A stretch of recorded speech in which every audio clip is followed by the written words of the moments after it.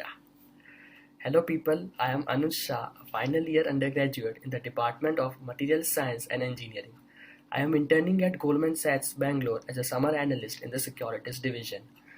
Talking about career, internships play a vital role in helping one decide what to go for or at least what not to go for. Before digging deeper into various options, one needs to figure out if it has to be an academic or an industrial intern. In my case, ESC 101 was my first exposure to programming, and from there on, one thing led to another, and I developed my interest in software development. I had done an internship in my first year, which was as a front end developer, all thanks to the Udemy course that I did in my winter break. In my second year, I tried learning backend development so that I can apply as a full stack developer in the SIP internships. To cut the story short, I got an internship through SIP in the last week of April and was lucky enough that the firm had its office in Kanpur itself. Due to this, I got an opportunity to do a couple of courses in the summer semester. One of the courses was data mining and knowledge discovery, which exposed me to the realms of data science.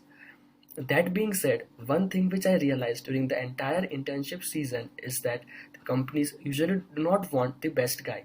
They just want a guy suitable for the job. So, a good enough preparation would definitely prove useful.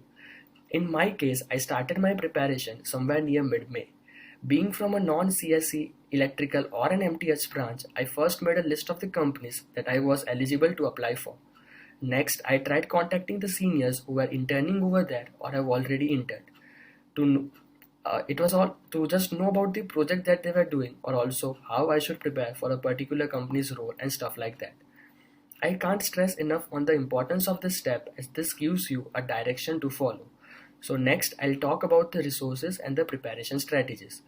The most important of them is the coding skills. It, it is the skill which can't be developed overnight and requires practice. I would recommend each and everyone who is aiming for a non-core intern to have a habit of solving a couple of questions daily from LeetCode, Geeks for Geeks or InterviewBit. Most of the companies have a coding test as the screening process. So solve questions that will help you gain command over the basics. If you have done ESO 207, it definitely gives you an extra edge, but the course content can easily be learned from various online courses or the websites mentioned earlier. Next is probability and statistics. Companies like GS, JP Morgan Chase, and many more tested the fundamentals of this in the screening test as well as the interview. Courses such as MSO 201 or HSO 201 are highly recommended. And if you have already done it, remember to brush up the concepts before you go for the interviews. 50 Challenging Problems in Probability is a great book that you can check out too. Also, InterviewBit and Geeks for Geeks have great sections specifically devoted to this kind of puzzles. You can solve questions from Brainsteller which are questions very similar to those asked in interviews and screening tests. Also remember to check out the resource section on the SPO website. Moving forward, I'll answer some specific questions. List of companies that visit campus. Nearly 100 to 150 companies visit campus for different profiles in the internship season that runs the entire 5th and the 6th semester. You can have a look at the preparation portal on the SPO website which have the list of companies sorted department wise. Specific sites with frequent interview questions. Geeks for Geeks can be a very good friend and guide to you. Also, I would suggest to go through InterviewBit and Brainsteller for quant specific roles. A difference between quant and data analytics. A quantitative analyst is a person who works in finance using numerical or quantitative techniques. In the investment industry, people who perform quantitative analysis are frequently called quants. Thus, these are the people that will fall under the finance department. Data science incorporates varying elements and builds on techniques and theories from many fields including mathematics, statistics, data engineering, pattern recognition and learning, advanced computing, visualization, uncertainty modeling, data warehousing, and many more. This is a direct definition from the Wikipedia page and I guess it explains it pretty much well. Are online courses beneficial? Recommendation. Are online courses beneficial? They are definitely useful given that you do it to gain new knowledge or skill rather than just for adding a point to your resume. That being said, following other courses which I feel can be useful to explore a new terrain. For ML basics, you can look at Machine Learning by Andrew Ng, which is available on Coursera. For data structures and algorithms, Introduction to Algorithms by MIT OpenCourseware is a pretty good course which covers the basics pretty well. For probability and statistics, the course Statistics 110. This lecture series is available on YouTube. Importance of data structure. I have already stressed enough on this point, so won't go over this again.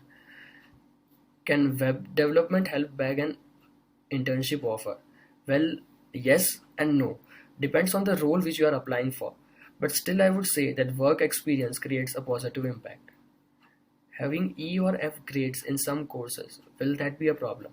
As long as you are able to convince the interviewer about your knowledge of the subject, you are good to go. To what extent does knowledge of finance come handy in a quant profile interview? Companies like GS don't expect you to have knowledge, as they know we come from a technical background, but they expect us to have good command over the courses that we have mentioned in our resume. That being said, doing courses like financial economics or econometrics can give you an extra edge. Is knowledge of machine learning useful in quant profile interview? Yes, it is. One of my friend had prior experience in the form of a project in credit card fraud detection, and his interview revolved around this. Do we have to know thoroughly about the data structures, STL, and object-oriented programming? If so, kindly suggest a few sources for the same. You can learn STL from top coder tutorials, and it's more like you get used to it as you use it. Talking about data structures, you need to have good practice, as you need to solve question in a given stipulated time. Thus, to conclude, I'll say do not neglect CPI at any point, as it eventually matters at a number of places. As it eventually matters at a number of places, if not all. Good luck everyone with your future endeavors. Feel free to reach out to me if you want to discuss any of these things.